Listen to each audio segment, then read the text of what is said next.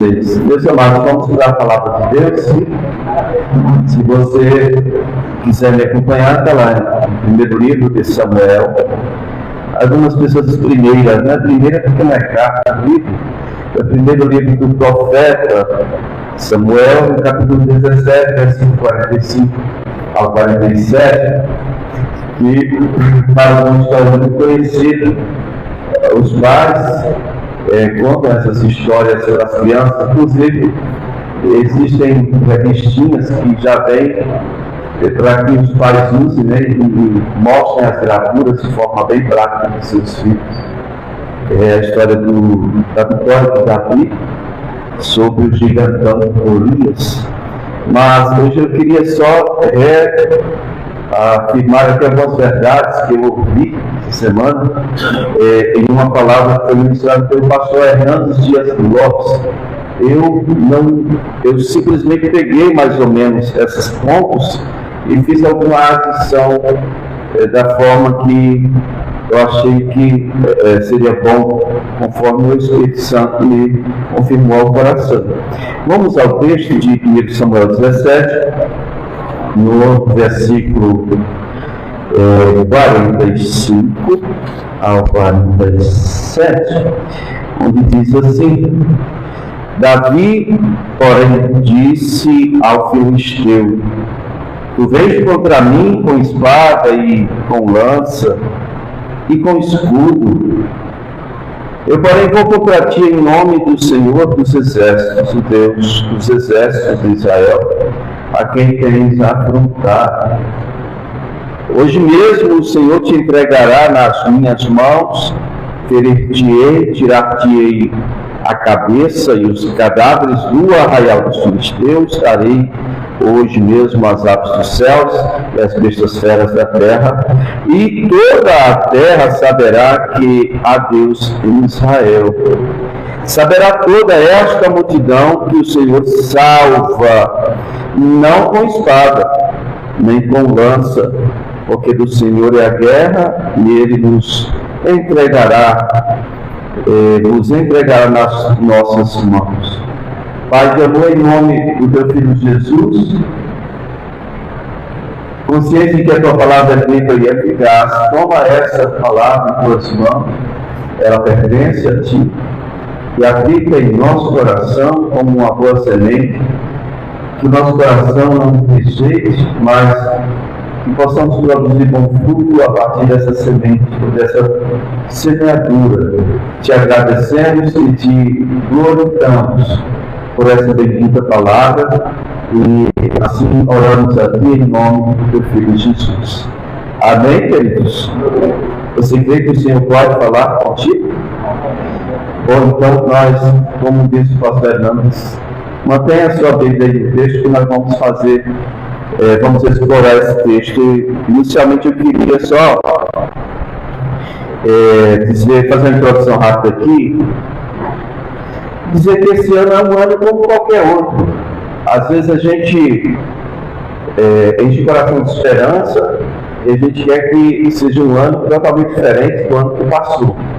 Mas como bem afirmou a pastora Delma no culto, às vezes nós somos levados a cometer um erro grave, que é a gente querer fazer as coisas iguais a que fizemos no ano passado e queremos um resultado diferente. Isso não vai funcionar assim.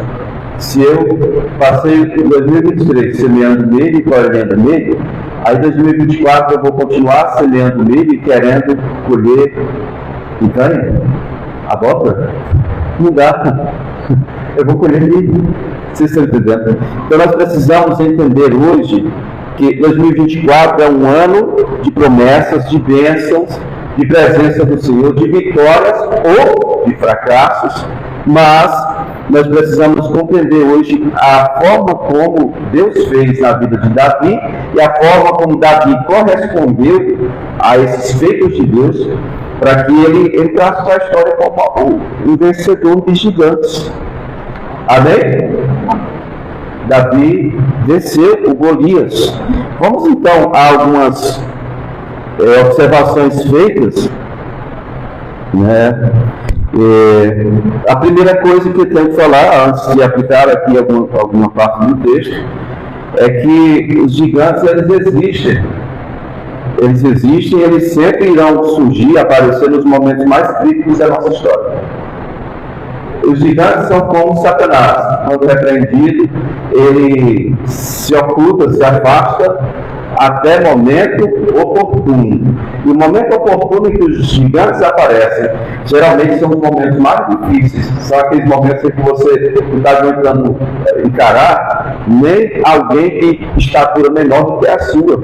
Os gigantes aparecem geralmente em um momento em que você não está aguentando nem levar o seu próprio corpo, tão cansado, e você simplesmente está cansado, exausto, e você simplesmente para de crer, o seu coração se quebra diante de situações assim. Quando você já não está conseguindo mais caminhar para chegar onde você teria que chegar, aí aparece um gigante para dizer para você, é aí que você vai morrer mesmo.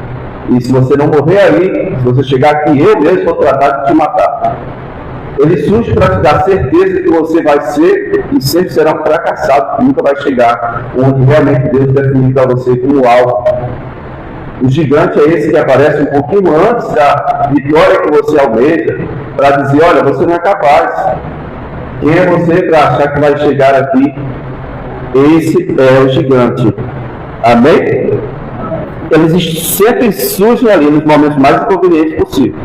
Eles são grandes, eles são fortes, eles são intimidadores, e de aparência, né?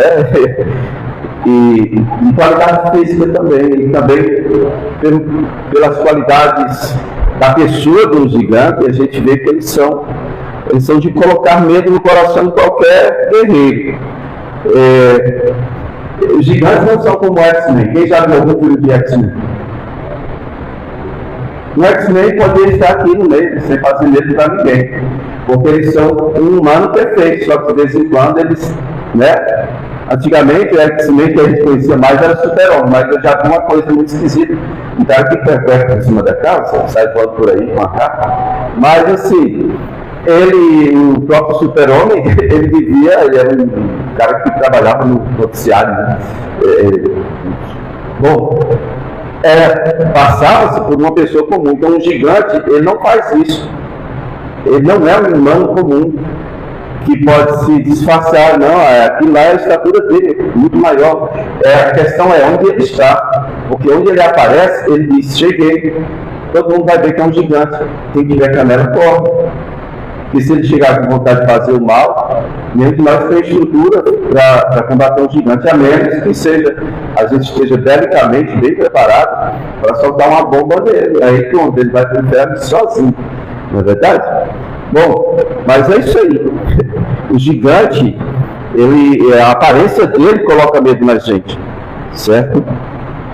Quando nós vemos esses tais, nós nos abalamos.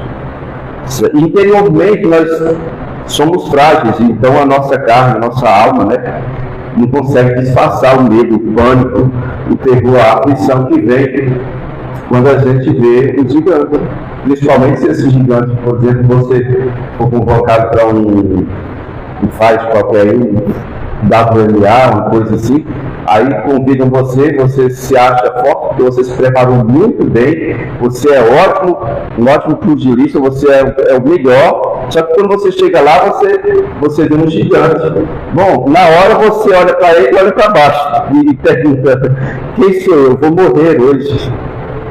Muitas vezes, quando somos colocados mesmo no lugar de um gigante, e nós temos que encarar e vencer esse gigante, nós somos levados a olhar para a nossa pobre, limitada estrutura e estatura. E nós dizemos, quem sou eu? Diante de uma coisa assim. Eu estou perdido. É absolutamente impossível passar por um cara desse jeito. Então, existem gigantes materiais e imateriais. Existem aqueles que surgem naturalmente. Existem aqueles que nós criamos o nosso azar, da nossa desgraça e desespero, nós criamos. Eu diria que a maior parte dos gigantes que nos põem medo, que nos levam ao fracasso, são os gigantes que nós mesmos criamos. quando olhamos para aquele gigante e dizemos, olha o que Satanás fez. Na verdade, não foi Satanás que fez, nem Deus que fez aquele gigante, fomos nós.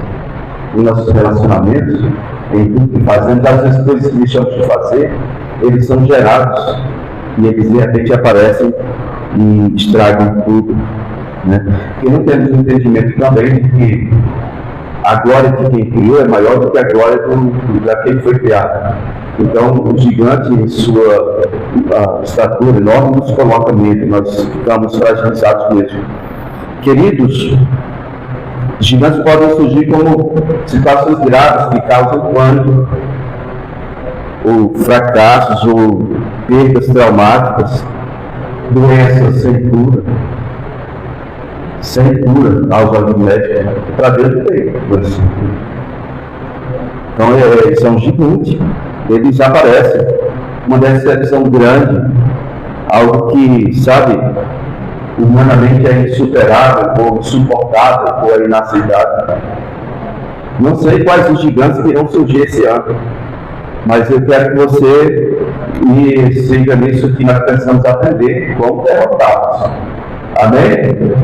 Porque eu poderia dizer para vocês que vai ser tudo assim, nela chupeta. Vai ser uma facilidade, irmão, já está tudo vencido, Jesus já venceu tudo lá na cruz, portanto você não vai enfrentar dificuldade. Esse não é o Evangelho de Jesus. O Evangelho de Jesus é, você vai ter aflições, mas primeiro, entenda, eu já venci o mundo. Segundo, entenda, eu vou estar com você. Amém?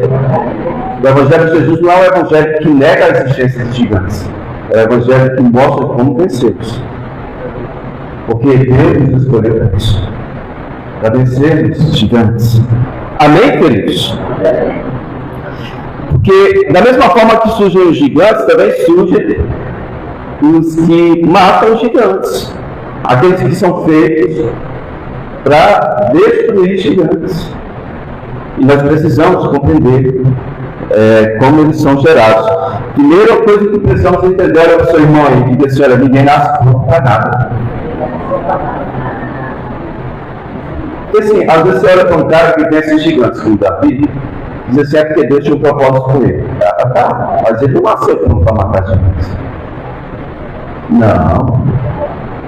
Ele nasceu para ser, em primeiro lugar, o mais novo da família, que não vale nada. Assim, no conceito familiar, o mais importante era o mais velho, o primogênito. Ele era o mais novo. É que você era o mais novo, vai cuidar das ovelhas. O cara não tinha 20 anos, e a partir de 20 anos é que a pessoa era chamada para a guerra. O ruivozinho que não era nem colocado na lista daqueles que provavelmente poderia ser chamado ou escolhido por Deus para fazer alguma coisa em Israel. O próprio profeta e juiz e sacerdote Samuel, o cara tão importante, na época dele, foi enganado. Quando Deus falou, vai lá na casa de Jessé, eu quero ungir um dos filhos dele para ser o futuro rei de Israel. Por quê? Porque o Saul fez merda. Eu vou escolher um que seja obediente, não seja como Saul. É um dos filhos do Jessé. E aí o Samuel disse, mas o povo vai achar o quê? Se eu fizer uma coisa dessa, o próprio Saul vai mandar me matar. Aí, mas ele pensou, disse, eu vou fingir que eu estou indo lá em Belém. Ele morava lá em Ramá, eu vou lá em Belém, eu vou fazer um sacrifício lá. Samuel era de tanta autoridade espiritual e física também. O cara era juiz, profeta e sacerdote. Onde ele chegava, os anciãos se tremiam. Ele chegou lá, os anciãos vieram e disseram assim, é de paz a tua vida? Ele começou a sacrificar aqui e tal. Pegou um animal lá, chegou na casa do Jessé, olhou para o Eliabe, primogênito. E aí se enganou. Ele disse, eita, é esse aí que Deus escolheu. Bonito, de aparência, grande, robusto, bom para luta, né? Guerreiro, você olha assim para os músculos do cara, eita, é esse aí mesmo. O Senhor disse, não é não, Samuca, você não está sabendo. Ele não olha para a aparência não, meu filho. Aí disse, não é esse então. Vou arriscar mais errado. Então, Jessé, o seu outro filho, se o seu primogênito. Está ali. O senhor não é esse também. E o outro? Ah, não é esse não. Aí o Samuel disse, tem uma coisa errada, né? Seus filhos estão tudo aí. Ah, não, tem um atestado cuidando das ovelhas lá. Lá, Davi não era nem considerado entre os que poderiam ir para a guerra. Não poderia ser considerado para ser um ungido de Deus, para ser um rei de Israel. Aí Samuel disse, então, se só tem isso que está cuidando das ovelhas, o que Samuel presume? Não, é isso aí, sem dúvida. Não vou nem olhar para a aparência dele. Samuel disse, olha, nós não vamos comer enquanto esse rapaz não chegar. Ele ungiu Davi. E se formos olhar a história de hoje, só vamos ver que Davi matou um gigante. Mas eu quero que você veja toda a história de Davi, a partir do momento que ele foi ungido, o que aconteceu com ele. Quantos gigantes ele teve que vencer? Porque, na verdade, quando Davi foi ungido por Deus para ser rei de Israel, ele já vinha vencendo os gigantes. As ovelhas são do meu pai, mas o leão vai ficar com fome, porque eu dou a minha vida pelas ovelhas do meu pai. Se quiser comer uma ovelha do meu pai, tem que passar por mim. Lá vem um leão, ele vai mata o leão. Depois o urso, ele mata o urso. Só, né? Estou colocando aqui algo bem inicial, mas se você for olhar, o grande gigante que mais perseguiu, quase tragou, quase matou Davi, se chama o próprio Saul. Dentro da casa, do palácio, Saul tentava matar ele direto. Saul passou a perseguir Davi em todos os limites do país. Davi teve que ir para a terra dos inimigos lá, para Gaza hoje. A Gaza, Asquelon, Asdod, Gate, onde era a cidade do gigante. Ele teve que se fazer de adversário doido para não morrer lá na terra dos inimigos. E às vezes, orgulho é um gigante grande. A soberba é um gigante grande. Porque ele pegou Saul 2 vezes desprevenido, ele poderia ter matado Saul 2 vezes. É o meu gigante, Deus está entregando na minha mão, eu vou matar. Ele matou Saul? Não, porque Saul era ungido de Deus, como ele tinha sido ungido. Então ele entendia que aqueles gigantes teriam que ser derrotados diretamente por Deus. Foi Deus que o constituiu, é Deus que o tirará do meu caminho. Amém? Mas o filisteu, Deus tinha ungido o filisteu para alguma coisa? O Sansão? Não, vai comigo. Vocês estão entendendo? Quem está entendendo? Então a gente olha finalmente a história final, né, a de Davi, e a gente, depois, se você em casa vai ver quantas coisas, quantos gigantes ele foi derrubando e destruindo até que chegasse a esse ponto. Então ninguém nasce pronto para nada. Todos nós somos parte de uma história de esforços medidos, de convicções, de escolhas pessoais feitas ou simplesmente negligenciadas, né? E também da escolha de Deus. Vamos observar o seguinte, a respeito de onde surgiram os gigantes e os vencedores dos gigantes.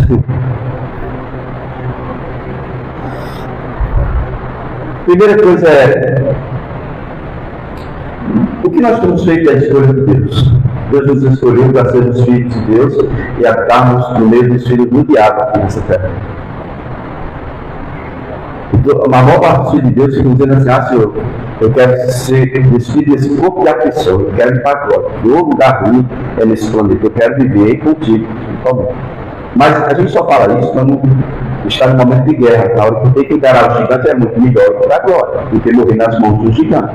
Veja o caso da Elias, que foi de depressão quando duas gigantonas chamadas de Jezabel. É melhor morrer pela mão do Senhor do que pela mão de uma desgraçada daquela. Eu não aceito, eu não quero morrer pelas mãos de uma mulher amaldiçoada daquela. Isso é uma desonra para minha biografia, isso vai ficar feio. Caiu em depressão, gente. Primeira carta de Paulo aos Coríntios, no capítulo primeiro. No versículo 27 diz assim, olha, pelo contrário, Deus escolheu as coisas loucas do mundo para envergonhar as coisas que são sábias. Ele escolheu as coisas fracas do mundo para envergonhar as coisas que são fortes. Deus escolheu as coisas humildes do mundo e as desprezadas desse mundo, aquelas coisas que não são, para reduzir a nada as coisas que são.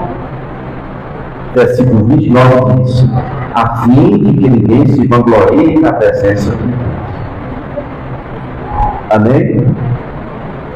Se Deus não tivesse costume de fazer isso, se isso não fosse parte da ética de Deus, eu não estaria aqui. Porque fraco, as coisas que foram citadas aqui, está tudo no meu, vamos dizer assim, no meu currículo. As coisas loucas, as coisas fracas, as coisas que não são, está aqui. Para quê? Para que Ele não me apoie em mim. Para que a glória seja de Deus. Amém? Amém? Amém. Então deixa eu perguntar para você. Você sabe que Deus te escolheu para um propósito. E dentro desse propósito tem a história que deixa eles gigantes, né? Então quais são os gigantes que você já venceu? Só pense, quantos gigantes você já venceu? Dependendo do seu esforço? Os gigantes que você consegue vencer só com o seu esforço, olha para mim aqui, ó. É uma ilusão, não é um gigante. Você achou que aquilo era um gigante, mas não era. O gigante de verdade, você não consegue vencer com o seu esforço, com suas capacidades. E isso você só vai ver na Netflix. Netflix, hoje você vê filmes que dá um escape.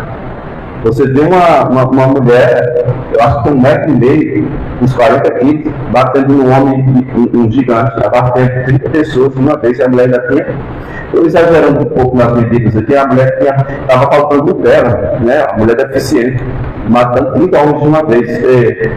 Isso aí você vê na Netflix, não é Bíblia, tá bom? Então, os gigantes que você venceu só pelo seu esforço não era gigante. Era uma arte diabólica, diz a Bíblia que o diabo, ele ruge como um quê? Não gatinho, não. Gatinho não ruge, né? Gatinho não ruge. Ele ruge como um leão, mas ele é um leão. A Bíblia diz que ele é um leão. Quem a Bíblia diz que é um leão?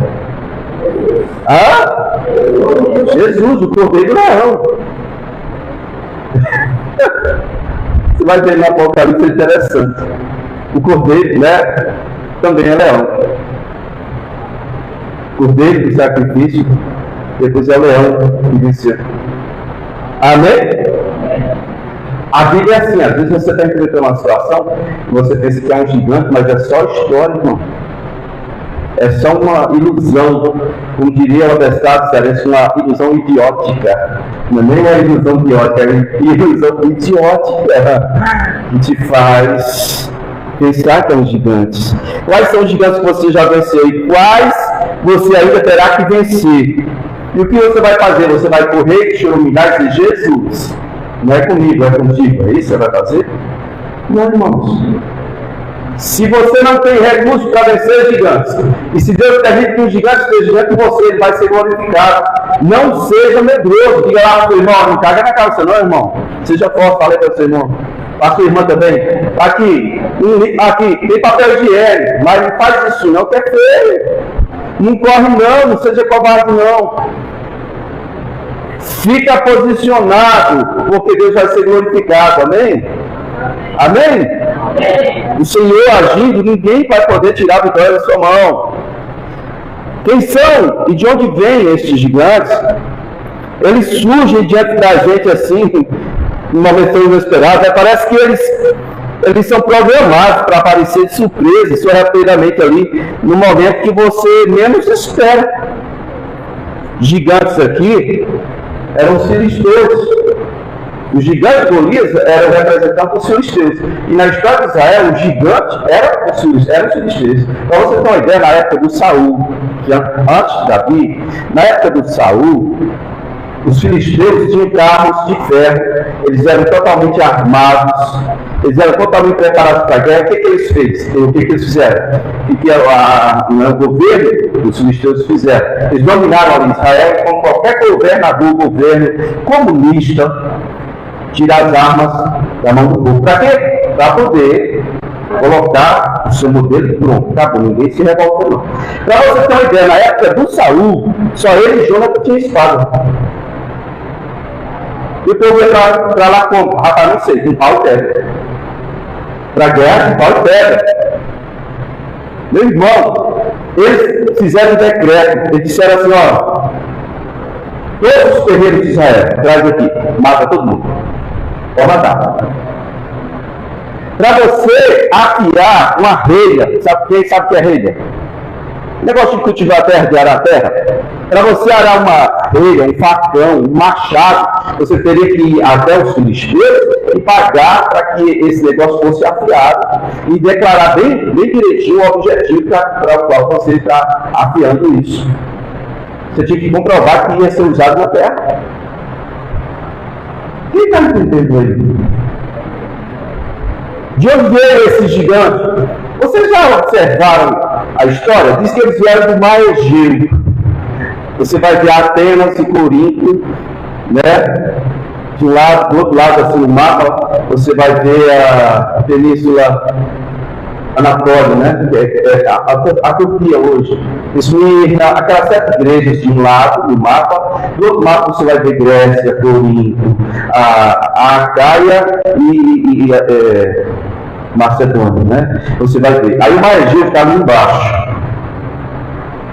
Interessante que se você observar bem direitinho no mapa, você vai encontrar a localização exata da antiga Esparta. Quem já assistiu filme sobre os espartanos? Quem já assistiu? Eles eram valentes.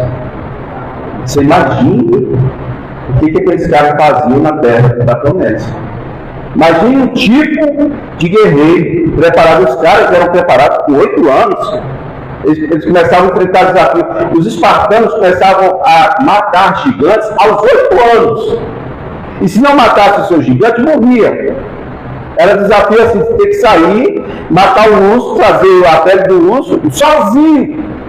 E aqui, sem roupas adequadas lá, as pessoas climáticas terríveis. Quem já viu nos filmes?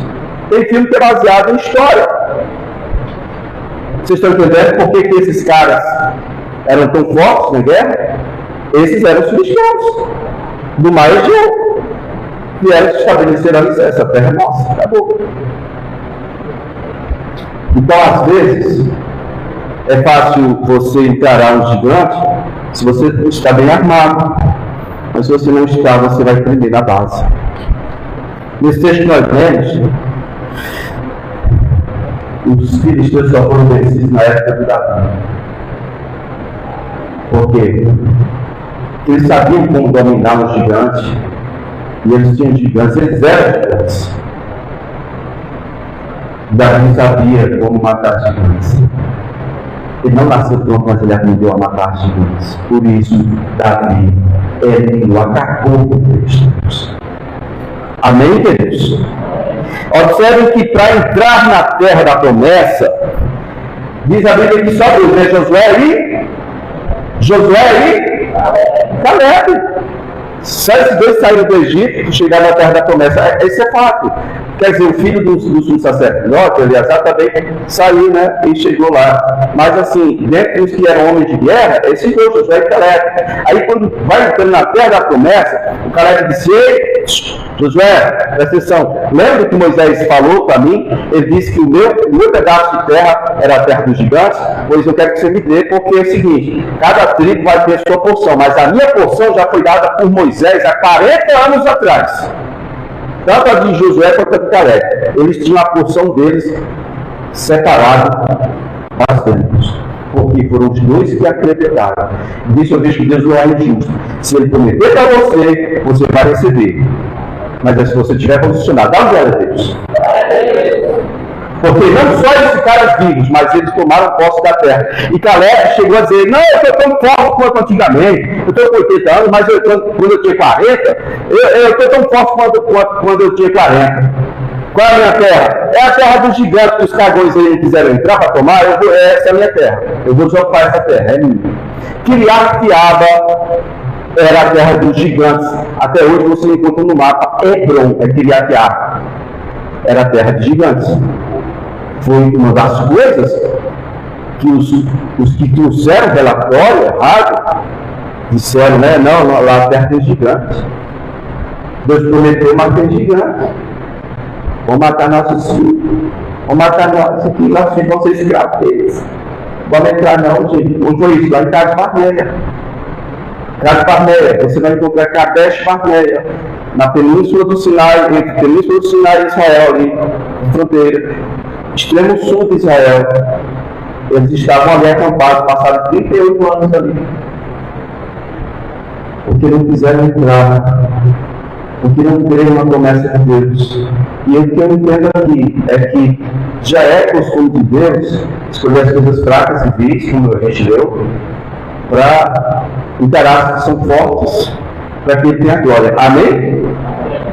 Bom, então, observe que a existência de gigantes é uma coisa comum. Muita gente acha que a promessa de Deus vai nos ver promessa de coisa A e coisa B, e não vai ter dificuldade porque Deus prometeu. Irmãos, isso não é Bíblia. Isso aí é a invenção do homem. Esse ano o Senhor vai me dar vitória nisso aqui. Bom, então se prepare para encarar o seu gigante, porque o comum é, Deus vai te dar bênção sim, mas você vai ter que dar uma resposta para Deus, dizendo, eu quero. E eu não posso com ele, mas o Senhor pode, então o Senhor vai me dar força e eu vou derrotá-lo. Amém? Amém ou não amém? Porque tudo que Deus dá ou faz em nossa vida tem um objetivo. Bom,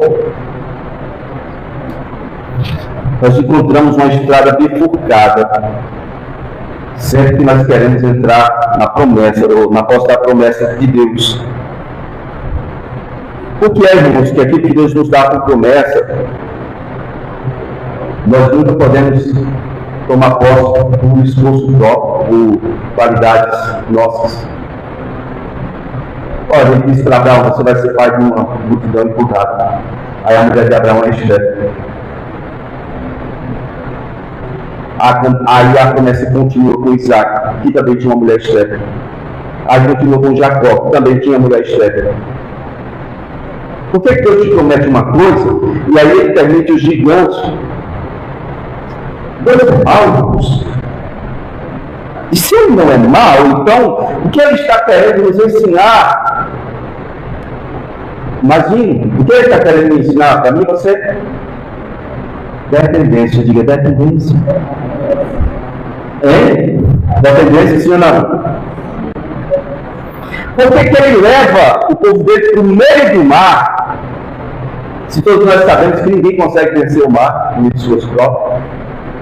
Ninguém consegue. Eu sou melhor do que o mar, eu sou mais forte que o mar. A primeira onda que vem, pá! Aí foi no mar ontem. Ele disse que foi tomar banho de praia. Eu não, tomar banho no mar mesmo. Praia e areia. Eu gosto muito de tomar banho de areia. Eu fui no mar. Aí eu estava lá nadando, relaxando, lá no mar, né? E aí eu disse para meu queridinho ali o seguinte: quando você vem tomar banho de mar, você tem duas escolhas. Você receber uma massagem ou receber pancadas. Mais de 90% das pessoas que vão tomar banho no mar escolhem tomar pancadas. Ficam ali onde a onda quebra, é o lugar mais violento que tem, dizendo que se for um pouquinho para lá é muito perigoso. Então ficam ali tomando lapada, bebendo água, tomando caldo. E umas ondas que vem, que vai rolando por sujeito até chegar lá né? Aí quando ele sai assim, quando ele cai em si, a barriga é cheia de água e se prepara. E vai quebrar. Então, quando você vai um pouco para lá, onde as ondas não estão quebrando, você pode simplesmente encher o pulmão de ar e ficar boiando, tomando as massagenzinhas gostosas. Não tem coisa mais maravilhosa do que aquilo, não. Porque assim, o rio, as correntes de água te levam também. Mas não é emocionante no mar, porque o mar parece que você está numa rede, ó. Você faz isso aqui com o seu turno, aí te leva lá uns 10 metros, aí você volta para o lugar que está, vamos ficar de novo. É maravilhoso. Não adianta você querer mudar o mar, ele é mais forte que você. Então, você aproveita a força que ele tem para você tomar uma massagem, ficar tranquilo, louvar o Senhor. Amém? Vença seus medos quando for na praia. Faça um treinamento, aprenda a nadar. Para você não ter que tomar surra na beira do mar. Amém? É feio, não é isso? Queridos, muitas vezes essa bifurcação que eu estou falando para você é exatamente isso que eu estou dando aqui como exemplo. O medo faz com que você não usufrua da promessa de Deus. Dá um pouquinho para frente. Você fica na fronteira e fica apanhando. O medo de ficar apanhando no deserto. Como hoje, 90% das pessoas ou mais que vão na praia ficam apanhando na beira do mar. Ele não sabe como é gostoso. Um pouquinho para lá, flutuar. Estão entendendo? Quem está entendendo? Bom, por que Deus leva a gente para o meio de um deserto sabendo que não vamos superar esse deserto por esforço próprio? Que Ele está querendo nos ensinar o que, irmãos? Dependência, diga mais forte. Mais forte!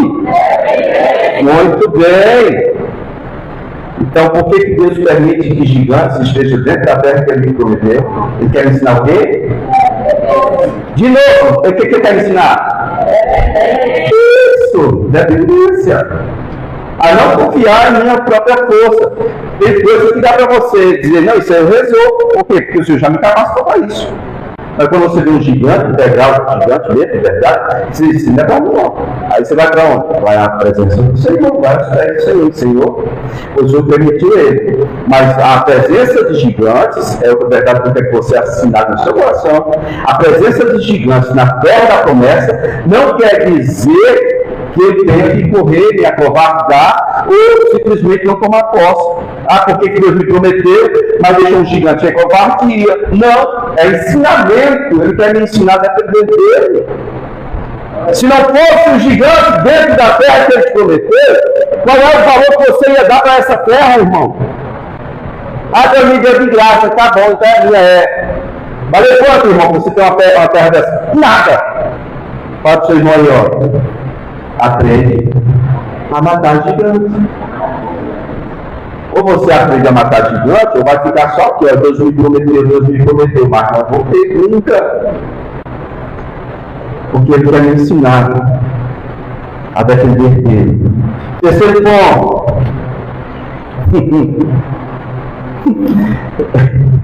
Todo gigante é soberbo, mas essa soberba acaba se tornando humilhação para ele. Basta ter um homem que creia firmemente no Senhor e que aceita o desafio de depender de Deus. O gigantão que estava lá, o filisteu, diz a história que ele passou 40 dias.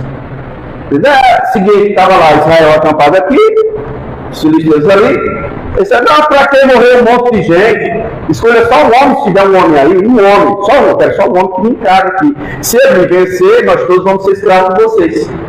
Mas se eu vencer, então, vocês serão nossos escravos, para sempre. Quem está entendendo essa história? Quando você está dentro de um gigante como esse, ou você aprende a depender de Deus, ou vai passar a sua vida sendo humilhado, ultrajado, escarnecido, zombado,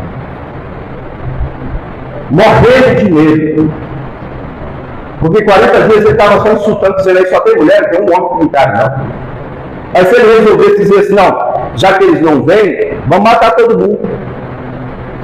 Vou começar a ter o rei dele, que é o rei Saul, vou lá, vou matar o rei dele, vou trazer a cabeça dele para cá. O que ia acontecer com os israelitas, que já estavam cagando na calça? Você acha que um deles iria se posicionar e dizer, vou te vencer? Sinceramente, não. Todos iriam correr. Todos, sem exceção, iriam correr, irmãos. Essa situação que adoece a alma de qualquer um. Eu estou diante de uma guerra, tem um gigante lá me ultrajando, me insultando, e eu não posso fazer nada, mas eu não oro a Deus. Eu não dependo de Deus. E aí fica num impasse. Mas essa terra foi Deus que nos deu. Tá, mas caiu o gigante, o que você vai fazer agora? Nada. Você não tem nada para fazer. Por isso eles estavam paralisados de medo. Medo paralisa. Medo traz tormento, diz a Bíblia. Isso é verdade. Bom, queridos, 1 Samuel 17, verso 24, diz que todos os israelitas, vendo aquele homem, fugiam de diante dele e temiam grandemente. Eu estou falando dos homens de guerra, eu estou falando dos caricatos que não deveriam. Os homens de guerra, os valentes, tremiam e apavoravam, só de olhar o mundo. Então é natural que você trema e fique apavorado perante um gigante. O que não é normal é você paralisar o ponto de não buscar a Deus. Entendeu o propósito de Deus com esse gigante? Qual é o propósito de Deus com os gigantes? Nos ensinar o quê? O quê, irmãos? Opa, agora eu vi, outra vez eu não vi não, queridos. Queridos, uma das verdades que o pastor Hernandes falou e eu coloquei aqui é que os vencedores dos gigantes não dão ouvidos a pessoas pessimistas, medrosas, cagantes. Diante do desafio, você vê, Davi não podia nem estar lá porque não tinha idade para ir na guerra, estava cuidando das ovelhinhas. Aí os pais disseram para ele, vai lá levar os seus irmãos e o general lá. Davi foi e escutou aquela baboseira que o gigante estava falando, e Davi disse, o que esse cara está fazendo isso aí? Ele já começou a ficar assim, não, isso não é normal, não, que negócio é esse? O irmão dele, aliás, disse, o que é que rapaz? Vai me fazer vergonha aqui? Vem lá de casa para trazer lanche e fica perguntando para ele descer. Quer dizer, nós estamos aqui, né, com os olhos na mão, morrendo de medo, vergonha, e tu ainda vem fazer mais vergonha ainda, fica quieto, vai cuidar dessas ovelhas. Onde é que está as ovelhas, papai? Cadê? Vai lá, volte lá para o seu lugar, recolha a sua insignificância, meu velho. Você está entendendo? Davi, você lembra o que eu fiz contigo? Fica calmo, eu fui atrás de outro. E foi atrás de um terceiro. O que foi, né? Ei, o que o rei disse que vai dar para quem derrotar esse gigante? Aí ele vai isentar a família de pagar impostos. Vai dar a mão da filha dele a quem matar esse gigante. É brincadeira. Foi para outro, foi procurando. Ele não deu ouvidos às críticas, né, dos pessimistas, a palavra dos pessimistas. Porque Davi já entendia o que é depender de Deus. Ele já vinha dependendo de Deus desde a sua adolescência, infância. Ele já sabia o que era, como era que fazer para matar gigantes. Quando homens adultos não sabiam coisa nenhuma, um menino já sabia como fazer. A regra que eu tenho que ter em prática para ir matar gigantes é depender de Deus. Amém? Ele entendia assim, as ovelhas são do meu pai. Deus me pôs nesse cargo aqui, nessa função. Eu tenho que cuidar das ovelhas do meu pai. Jesus depois diz, o bom pastor dá a vida por suas? Como assim? É no sentido do que Davi fazia. As ovelhas são do meu pai, não é para qualquer um pegar, não. Qualquer menino covarde que existisse, ou adolescente, o leão chegou, né? Ele ia caminhando, ia correr e dizer, pai, Leão fez um ímpar lá, matou bem umas 15. Aí o pai diz o quê? Meu filho, mais importa a sua vida do que a das ovelhas, não é? É assim? Pois é.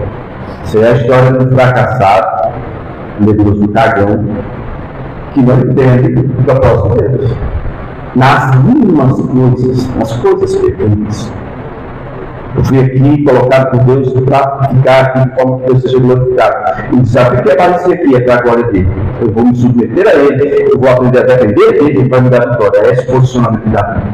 Amém, queridos? Amém. Então veja bem, todo pessimista, ele já na situação que ele tiver, ele já está vencido pelo medo. Ele é fracassado pela limitação pessoal dele, natural, limitação natural. E porque não tem fé, ele perde a batalha antes da batalha começar. Ele está diante de uma batalha, mas ele já perdeu. É o caso dos espias, né, que foram enviados por Moisés, trouxeram um relatório muito negativo.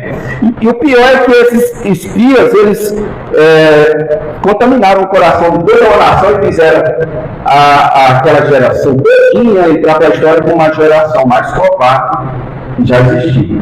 O que Deus faz com a geração covarde? O que ele faz com covardes é ele enterra no deserto. No deserto você tem duas opções: ou você aprende a depender de Deus, ou você vai morrer e se enterrado lá. Você escolhe o perdido. Você sabe aquela história do Apocalipse que diz que fora tem uns covardes? É nesse sentido. A pessoa pode ser covarde para tudo, mas para viver o propósito de Deus, não. Amém? Amém? Só é covarde nesse ponto quem não aprende a depender de Deus. Eu e você já sabemos que não há impossíveis para Deus. Sabemos ou não sabemos? Então, para que acovardar-se? Não tem para que você se acovardar. Amém, queridos? Então,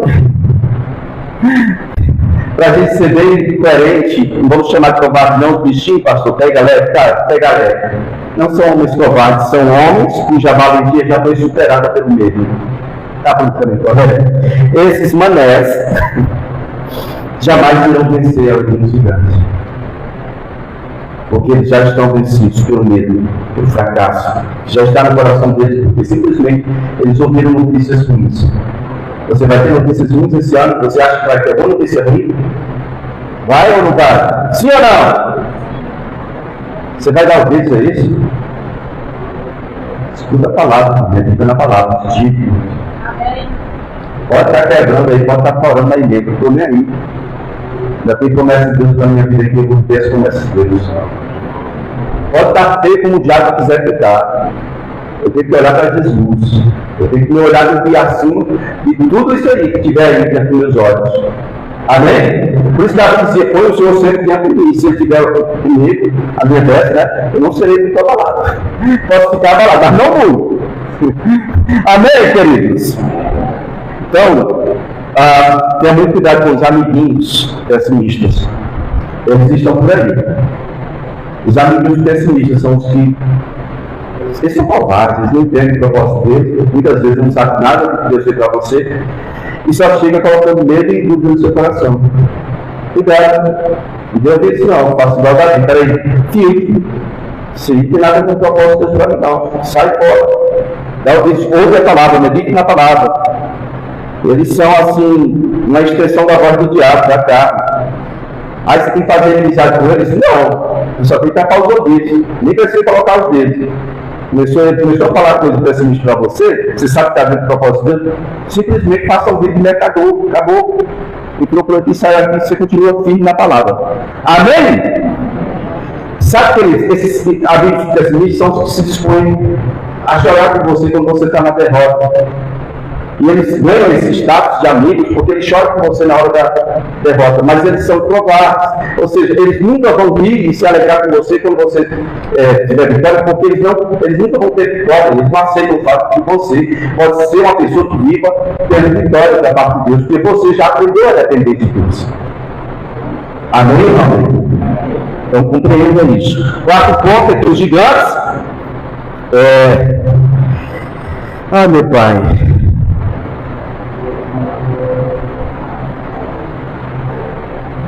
Nós precisamos entender uma coisa. Vamos em 1 Samuel 17, 28. Diz assim, ouvindo aliás seu irmão mais velho falar àqueles homens, acendeu-se a ira contra Davi e disse: por que desceste aqui? Aqui ele se acha aquelas poucas ovelhas. Tudo que eu citei há pouco tempo, né? Eu conheço a tua presunção, olha aí, e a tua maldade. Desceste aqui só para ficar olhando a guerra. Irmãos, o pessimista, ele presume que sabe até o que você pensa. Porque quem sabe a intenção do seu coração não é só Deus. Olha a acusação que ele está fazendo aqui. Bem sei, olha. Conheço muito bem a tua presunção e a tua maldade. Ou seja, Eliabe já sabia que Davi tinha feito em casa. Você presume que vai matar um gigante porque você matou um urso, um leão. Esse homem aí é um homem treinado, não é só um gigante, é um homem experimentado em guerra. Vai fazer vergonha pra gente, vai fazer a gente sair correndo de medo aqui. Vocês estão entendendo? Quem está entendendo? Dá um glória a Deus.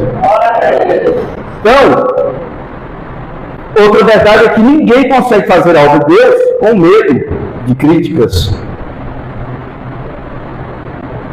Porque fazer algo de Deus é um desafio de fé. é a igreja espiritual. E quem é a igreja? É de Jesus. Tudo que você vai fazer, ensinar a fazer a obra de Deus. Como é que eu, que sou revestido de carne, sou uma pessoa natural, vou fazer a obra espiritual? Se não for dependendo de Deus. Amém, queridos? O vencedor gigante, ele é autêntico, ele não imita ninguém. Veja o que o Saul tentou fazer.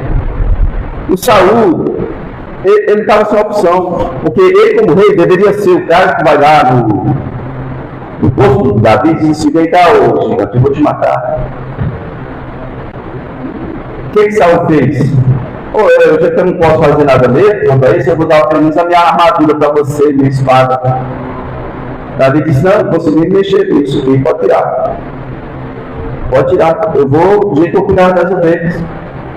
O que Davi está nos ensinando aqui, pelo lugar aqui, por mais que você tenha propósito de Deus, por mais que você aprenda a depender de Deus. Ele sabia ou não depender de Deus? Sabia? Fala para os irmãos, se exercita